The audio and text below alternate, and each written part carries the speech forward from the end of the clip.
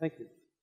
I also want to extend my gratitude to all of the sponsors and to all the work that Angela has done, by the way. We started on this, what, 9 months ago?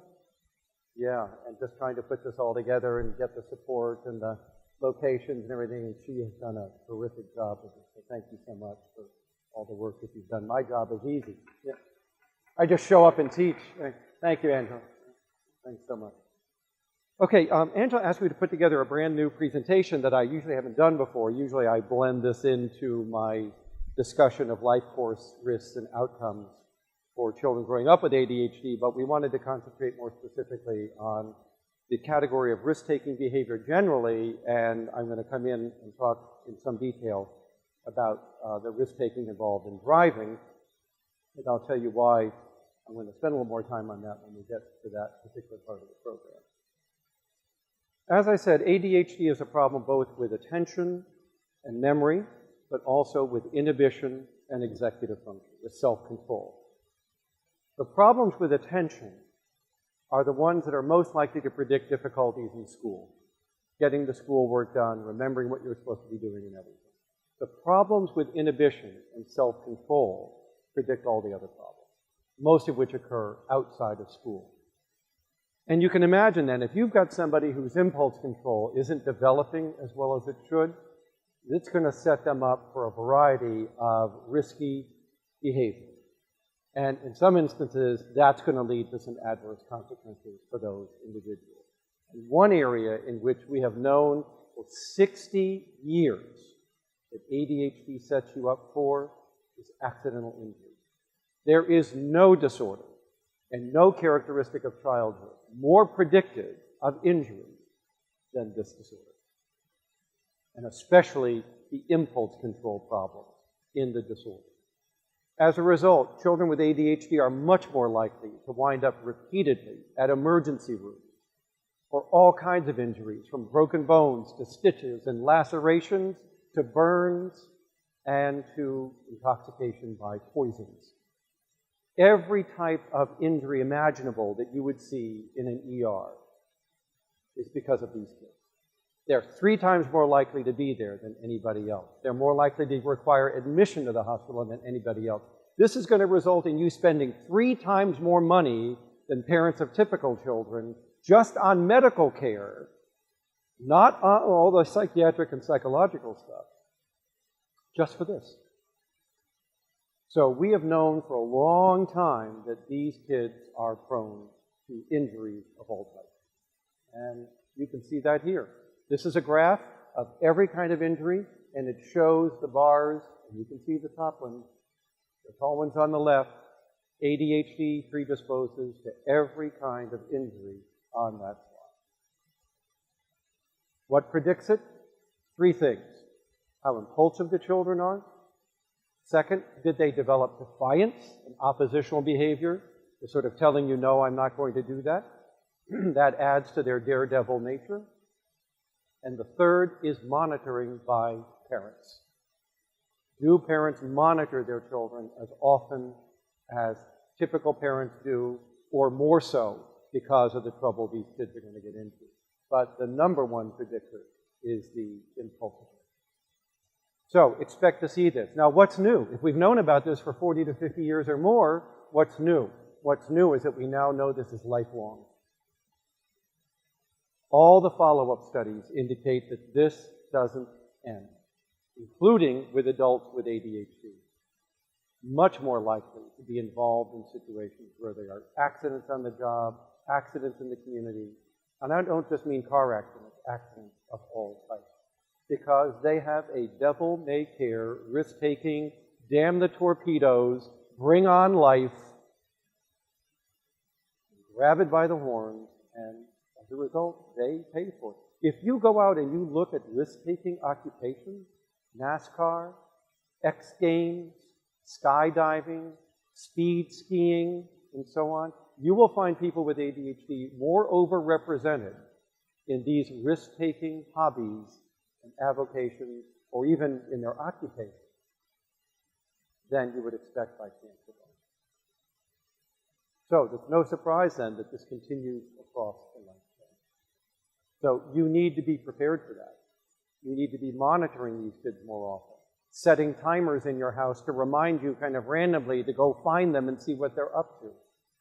And you may need to, in addition to that, forewarn teachers or other people, such as scoutmasters and others who supervise your children, to be aware of this, because this could become a life-threatening problem. How bad?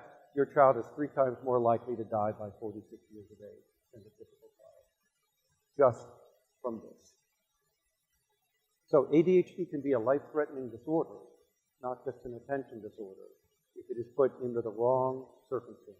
You know, for years we did studies that show that ADHD isn't as prominent among elderly people as it is among young people or middle-aged people.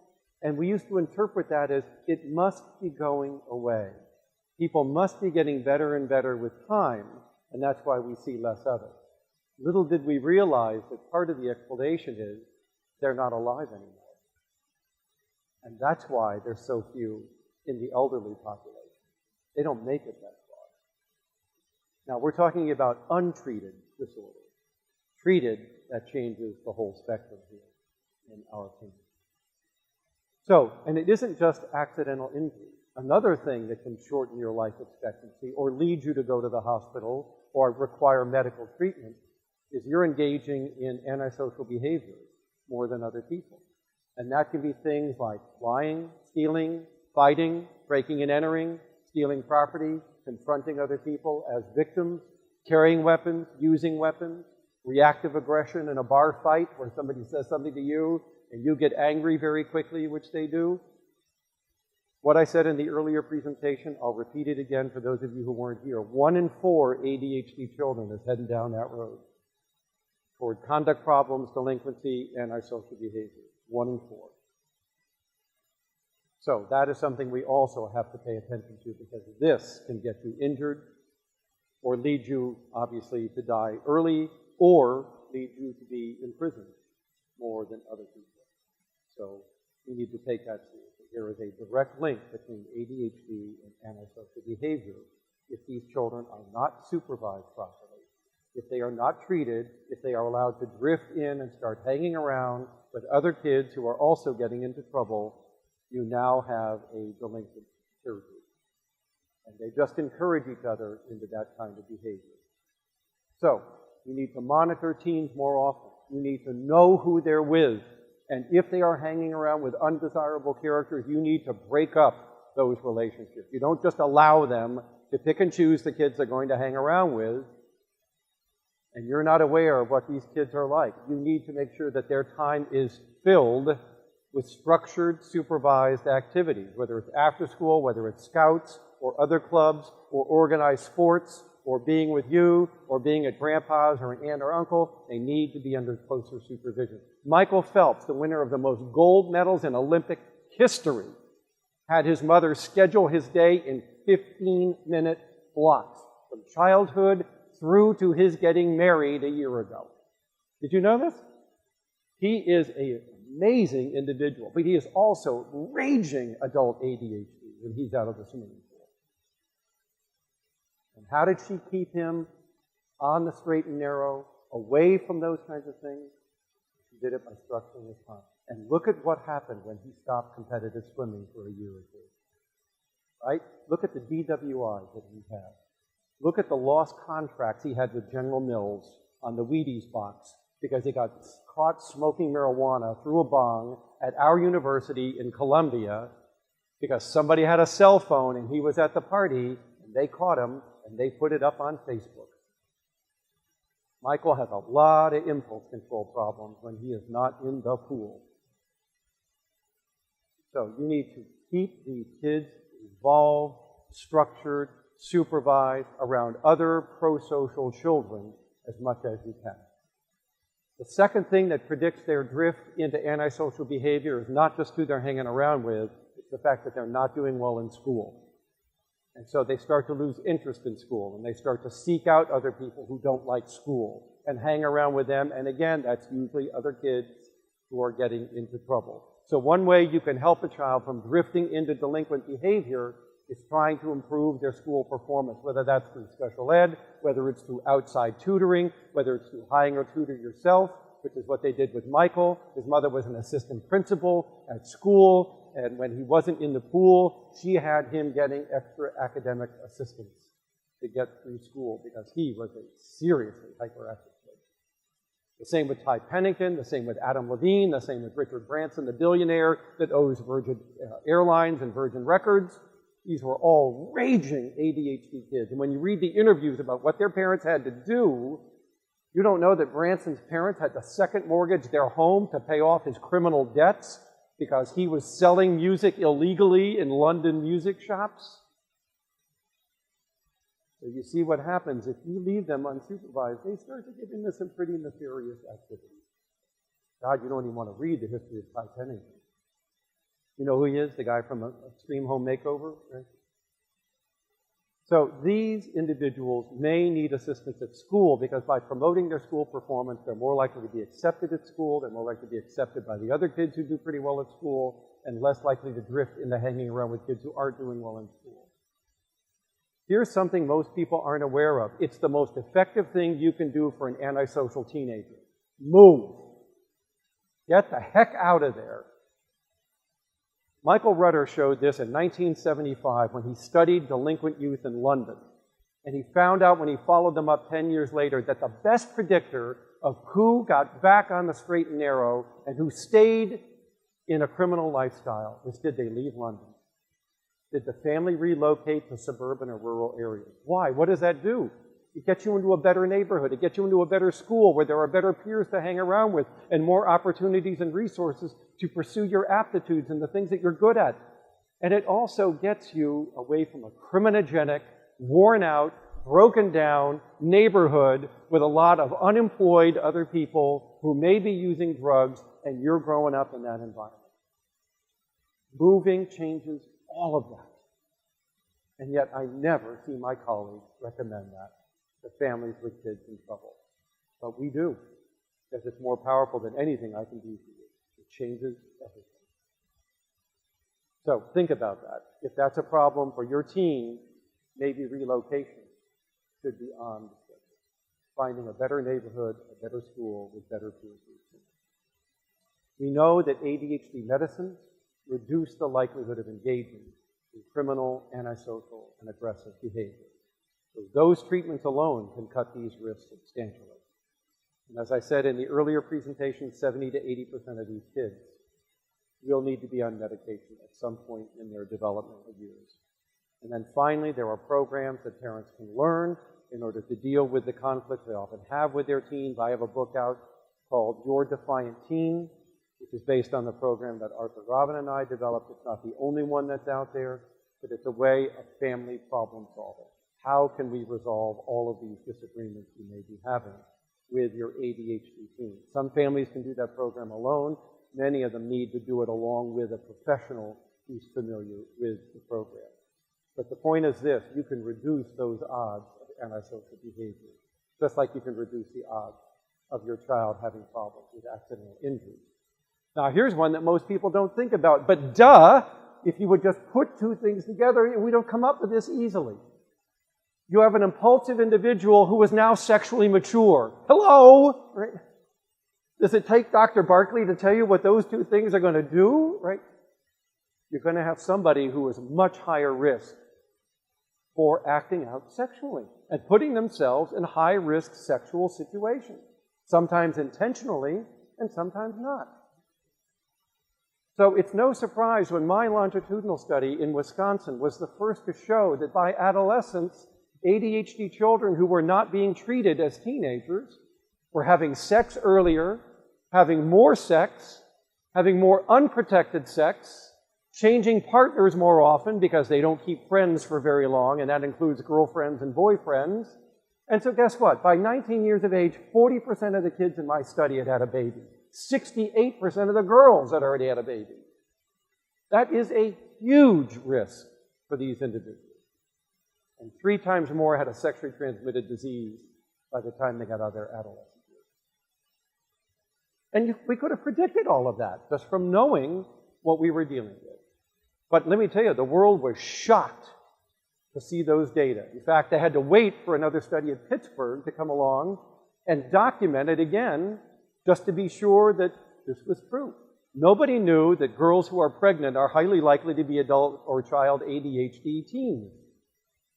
Nobody knew that a lot of the babies going into adoption and foster care are coming from these kids, which helps to explain why more adopted children have ADHD than is common in the population, because more of the babies of ADHD people are being put up for adoption. So this kind of sexual risk-taking was not something people were paying much attention to, but you better, because let me tell you, there's no higher risk pregnancy than that of a teenager, especially an immature teenager. Our study found that half of the children were never given the child to take home. Completely incapable of raising a child. They're still kids themselves, for God's sake. So they were either put up for adoption or they were given to the grandparents to raise instead of given to the actual parent of the child. So we found no higher risk of having a sexual disorder, just a much higher likelihood of acting out sexually. And here you see all the risks we're talking about. So, knowing that, and these other things, what are we going to do about it? First, educate yourself, and then educate your doctor. Pediatricians and primary care people are clueless about this risk. Never discuss it with the families that they see, especially of families of teens who are starting to become sexually mature and active. Not a peep. So the parents come in not forewarned about this problem. So there's a big area, and I'll talk about this tomorrow when I talk to doctors at Catawba. There are areas of risk involved in ADHD that they're not talking about, but they need to, because there are substantial costs associated with a teenage pregnancy or a sexually transmitted disease, or becoming a mother or father too early in your life. So we need to educate our medical colleagues about these risks as well. We need to talk to these kids about dating, and that you're not dating as a couple, and you're not going to go steady with one individual. If you go out on a date, it's going to be with a group, and there's going to be an adult going along with you. But this idea that you're going to pair up at 13 or 14 with your girlfriend and go steady, or your boyfriend, and you're just going to do exclusive dating without supervision, should be something you parents have to pay very close attention to here. Maybe even delay it or forbid it for a while in favor of group dating. Luckily, group dating has become a little more popular among younger people than it was in my day. But this can become a real problem. You need to educate the teens themselves, if they haven't, through their school health programs, about their sexuality, about risks, about contraception, if that fits in with your family values or your religious beliefs. No one has done any research to see if keeping them on medication as teenagers reduces this risk, but I think that it would, because it reduces all the other risks that we know about, so why not this one? And then, of course, I'm going to suggest that you think about getting your daughter or son immunized for the human papillomavirus, the HPV immunization. There are no side effects. It's inexpensive. Why would you want to do that? Because all of the predictors of cervical cancer in women are in that history, in those risks that we talked about. What does that mean? It means that girls growing up with ADHD are much, much more likely to develop cervical cancer in midlife or later life, because they've exposed themselves to all of the risks for contracting the HPV virus. And it's not just the girls you need to immunize, it's the boys, because they're part of the problem in spreading the disease as well. You may not be aware of it, but there has been a marked rise in throat cancer in the population of young people. And we all look around like, duh, what's that all about? Because teenagers these days are more likely to engage in oral sex than actual standard sex. And the HPV virus is directly related to throat cancer. So, hello, here's another risk we're dealing with now that has to do with the HPV virus. So you need to be thinking about, what could I be doing as a parent? What could I be doing as a physician or a professional to help reduce these risks? Because I can tell you, nobody is doing anything about this. There are no studies on intervention for this domain of risk. That is sad. Hopefully some younger psychologists and psychiatrists will take that on. Now I come to a risk that is very personal to me. And it's one that I was studying long before it became really personal. But boy, did it get personal quick. For 15 years of my career, I studied what ADHD does to operating a motor vehicle.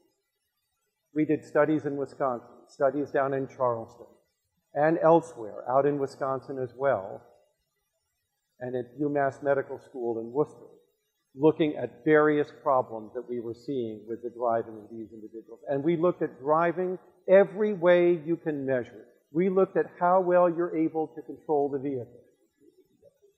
What do we find? You can't steer as well as other people. You don't stay in your lane. You don't brake as quickly. Your reaction time is slower than other people because you're not paying attention to the risks in the environment. Just simply, the contact between you and the vehicle is worse than it is in other people because you're not using the vehicle as well as other people are able to do. Your clumsiness, your coordination, your inattention, your distractibility, and your impulse control are all getting in the way of using that vehicle. Then we went up and we started to take you around the city of Milwaukee and the city of Worcester with driving instructors who had a rating scale of your behavior, and we had a 1-hour course laid out. And what did we find?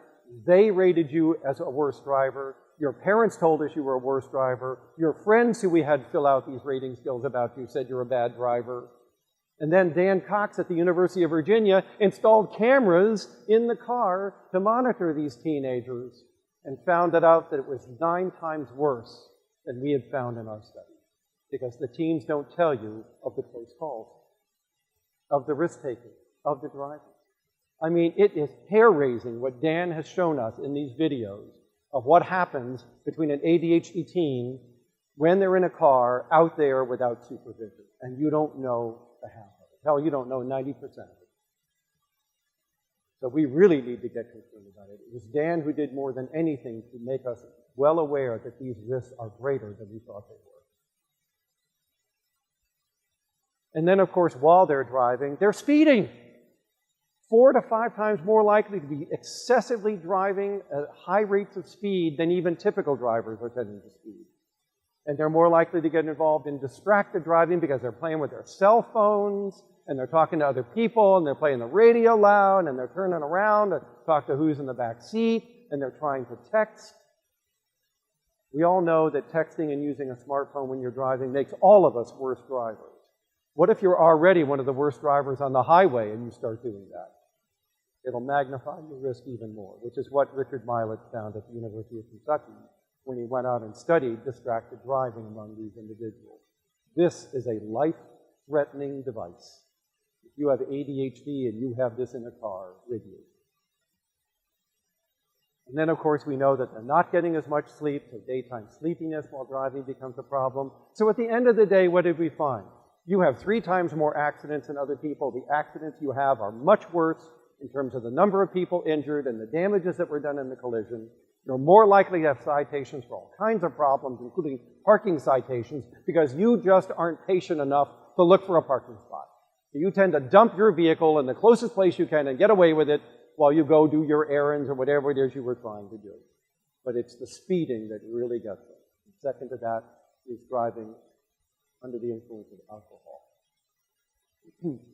So this is a big problem. By the way, if you do the math on this, $4 billion a year in excess costs because of these car accidents.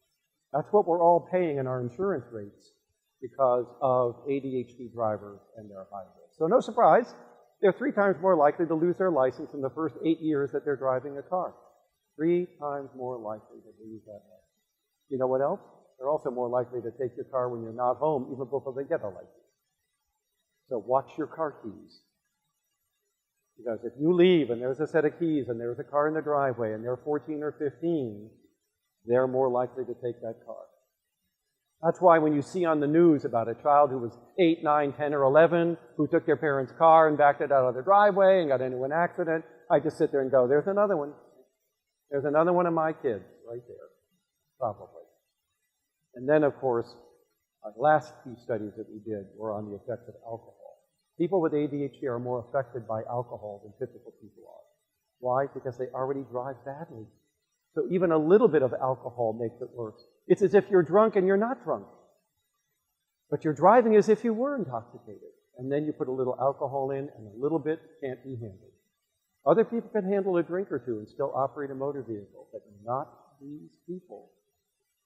So you need to be careful with that. So here I am. I've done a decade or more worth of research. I've published articles on this. I've given presentations at scientific meetings. I've tried to teach my colleagues about all these risks.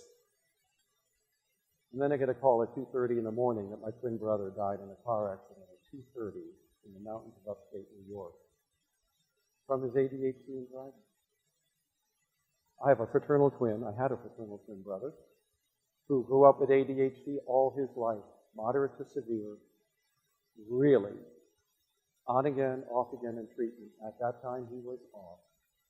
And he just went out joyriding after a couple of drinks on a mountain road, going 40 when it should have been doing 25 on a dirt road.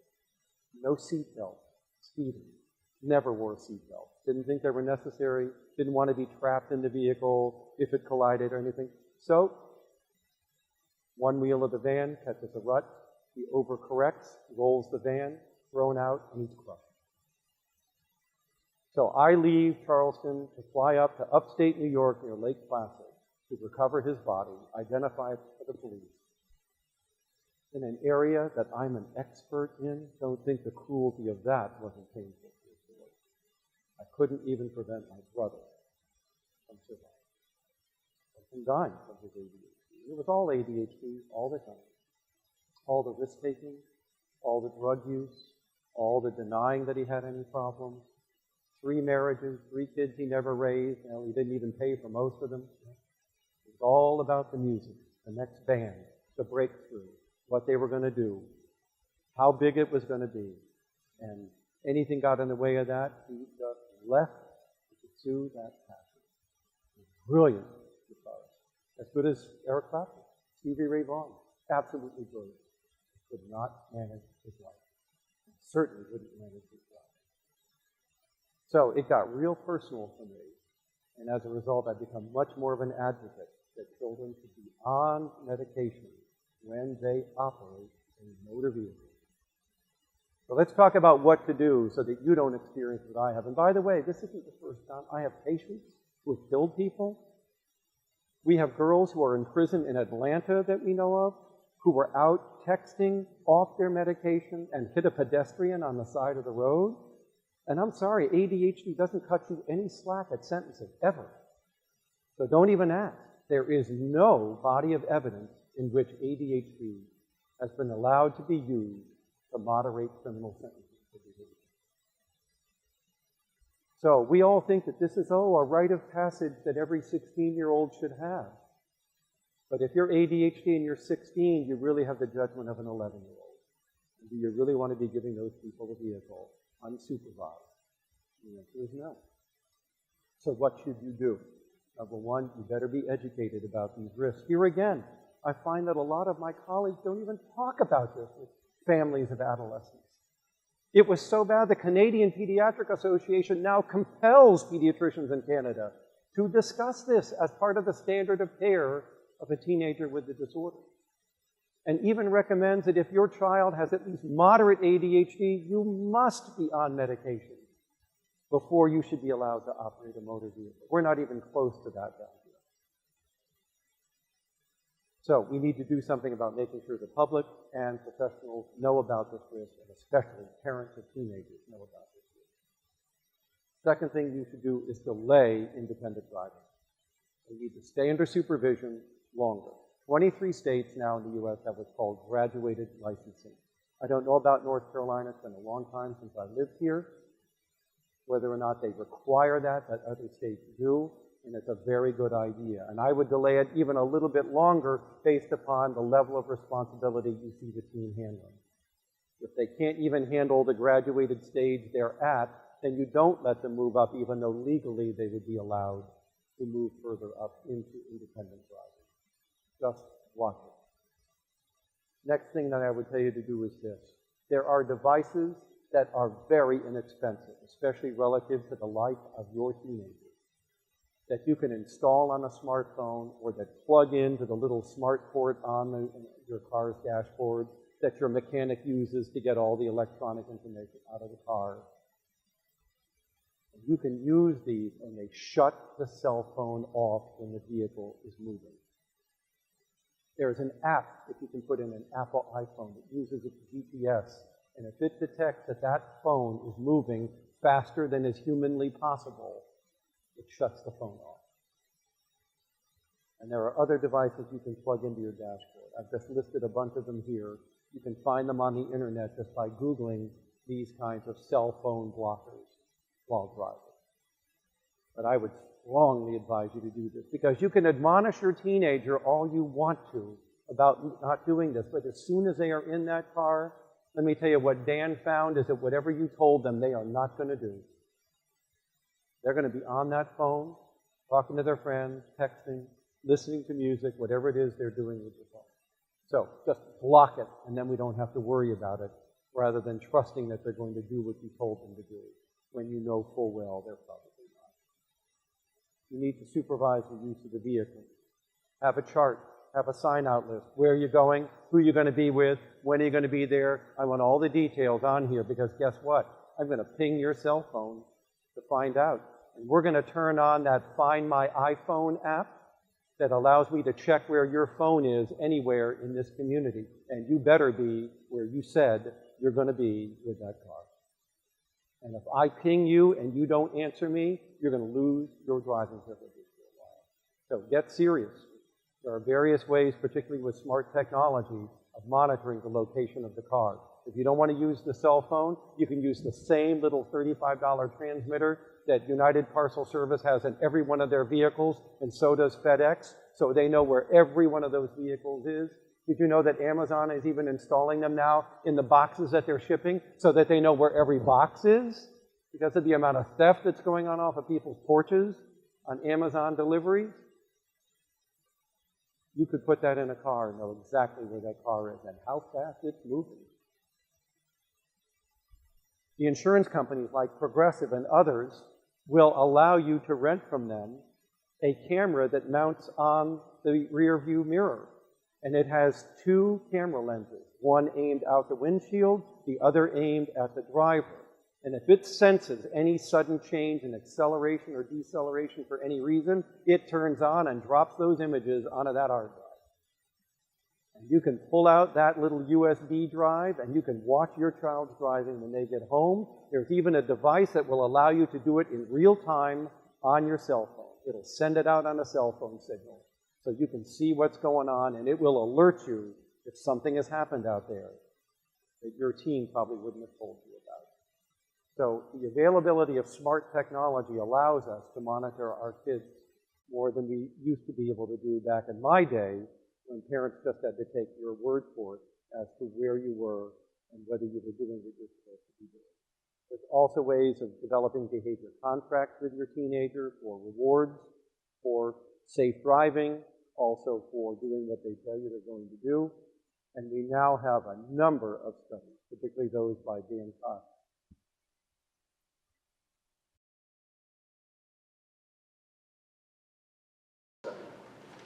And these individuals, by the way, they were all very bright people. They had to have at least 125 or higher IQ to get into the study. But that's not the point. The point was this. They assessed these people all the way from cradle to grave. A different series of researchers got involved at each step of the way. And what did they find? The single best predictor of how long you live is childhood impulsivity. It accounts for death by all other causes. It's called conscientiousness. That's the name of the personality trait. But conscientiousness is simply self-control. How much self-control do you show? And it was related to all outcomes. They showed that if you were in the bottom 25% of the population in the U.S., in your self-control, in your conscientiousness, your life would be shortened by an average of 7 to 8 years. That's just if you're in the bottom 25%. People with ADHD are in the bottom 5% of the population. Which means what? Their life should be shortened even more than the people who are just in the bottom 25%. So we were beginning to get some signals in other areas of research about health and life expectancy that we might be dealing with a problem here. And then other studies started to come along demonstrating that that risk was real. So we don't need to follow people with ADHD to the grave to know that there's a problem here. We can already start to infer it from all of their other behaviors that whatever you're doing, if you're not in treatment, you're probably shortening your life expectancy. Whether it's through alcohol, whether it's through smoking, whether it's through drug use, whether it's through accidental injury, whether it's through driving, all of those come together around life expectancy. Risk of coronary heart disease, risk of cancer, risk of death by accident. And they all start to weave together. So all of that is to say that ADHD teens are among the highest risk teens in the population for all of these outcomes, if they are not treated. And yet we know from our research that if they are treated, we can reduce, if not normalize, these risks. The sad part is that only 1 in 6 teens with ADHD is in any treatment program in high school. Even if they were in treatment as children, the average length of treatment is 3 years in this country. I don't know what's happening, whether it's the teens opting out, whether it's the parents getting tired of paying for it, whether it's the belief that all you had to do was change their life as a child and you altered their adulthood. But for whatever reason, most of the people who were in treatment are not in treatment in high school. And my study found that only 1 in 10 was in treatment as an adult. 90% of adults with ADHD are untreated, exposing them to all of those risks.